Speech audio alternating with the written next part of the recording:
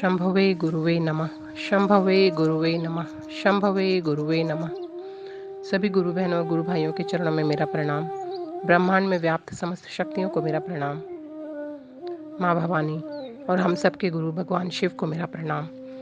प्रस्तुत है पुस्तक आओ चलें शिव की ओर, पृष्ठ संख्या 132।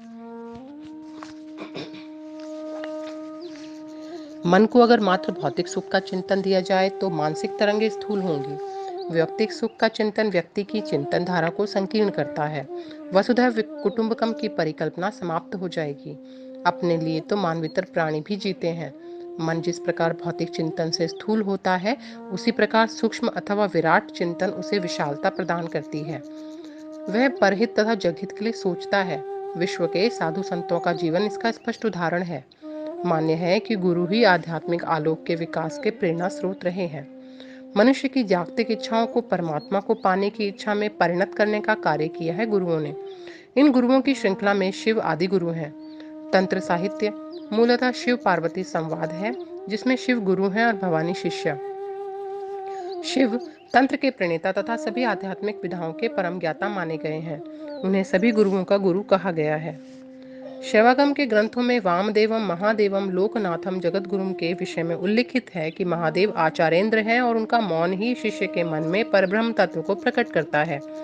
शिव की परिकल्पना ईश्वर, जगतगुरु, कपालेश्वर, अघोरेश्वर आदि विभिन्न रूपों में की गई है। वे सर्वमय तथा सर्वतंत्र स्वरूप हैं। उनका अर्धनारीश्वर स्वरूप पुरुष तथा प्रकृति के सम्मिलन का प्रतीक है। शिव को निराकार ब्रह्म तथा जगत की उत्पत्ति, स्थिति एवं लय का आदि कारण माना गया है। साकार स्वरूप में शिव भस्म मंडित हैं।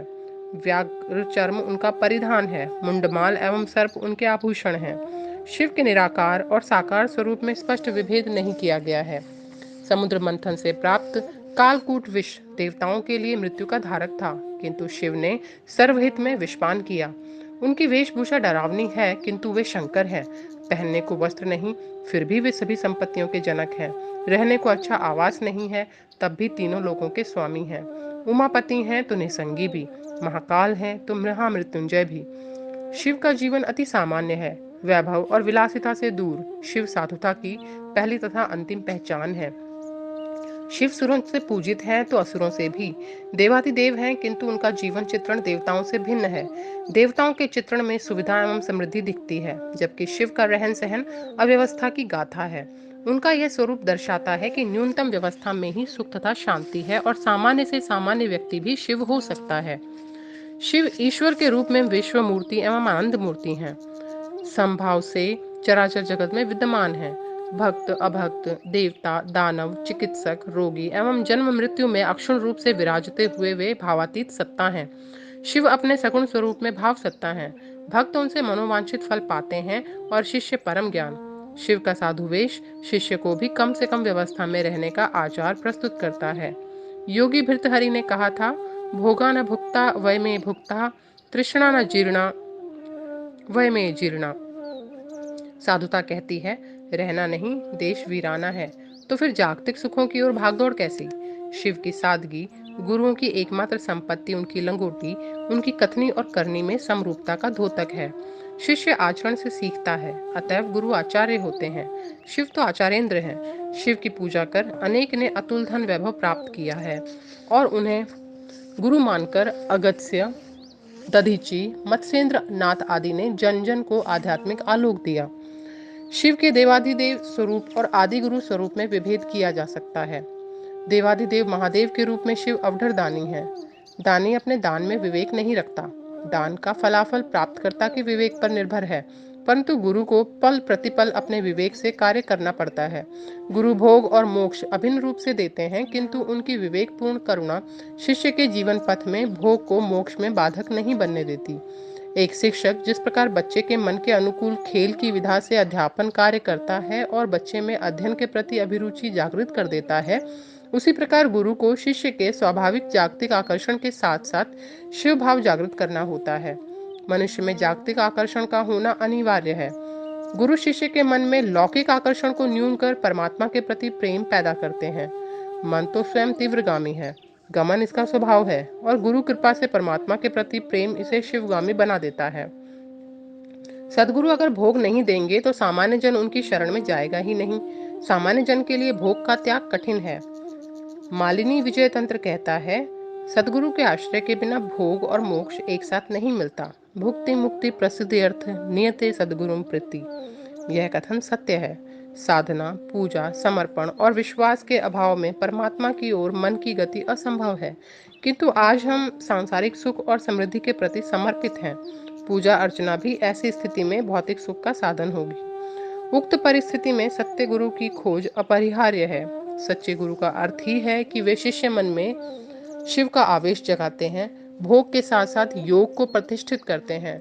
निर्वाण प्रकरण में उल्लिखित है कि जो दर्शन, वाणी और स्पर्श से शिष्य में शिव भाव का आवेश जगाते हैं वह गुरु हैं, और सदगुरु मात्र अपनी दया से इस पुनीत कार्य को करते हैं। दर्शनात् स्पर्शात् शब्दात् कृपया शिष्य देह के जनियतः समावेश शांभवम सह ही देशिकः। पूर्व काल में सभी गुरुओं द्वारा लौकिक जीवन में भौतिक सुख को महत्व नहीं दिया गया। स्वनाम धन्य भगवान बुद्ध, महावीर, ईसा, कीनाराम, गोरखनाथ, रामकृष्ण परमहंस आदि का जीवन सादगी से भरा था।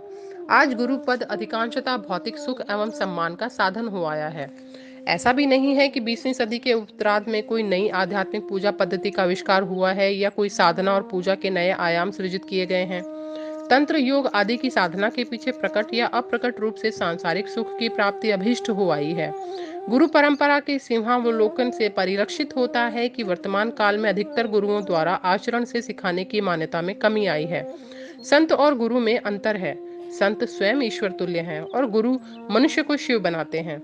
किसी संत की ऊंचाई मापना अत्यंत कठिन है, किंतु गुरु की पहचान उनके शिष्य से होती है। गुरु पद की सार्थकता उनके शिष्य का जीवन में जीवन मुक्त होना है, जैसे चिकित्सक पद की गरिमा रोगी के स्वस्थ होने और दानी की प्रतिष्ठा याचक के वांछित दान पाने पर होती है। गुरु में 5 शक्तियों का समावेश माना गया है: इच्छा, ज्ञान, क्रिया, चित्त और आनंद। इन्हीं 5 शक्तियों को मूलतः धारित करने के कारण शिव आदि गुरु जगत गुरु हैं। दक्षिणामूर्ति शिव का पंचानन स्वरूप इन 5 शक्तियों का भी प्रतीक है। आज के लिए इतना ही। आप सभी गुरु बहनों और गुरु भाइयों के चरणों में मेरा प्रणाम। आप सभी का बहुत बहुत आभार। सबका बहुत बहुत धन्यवाद।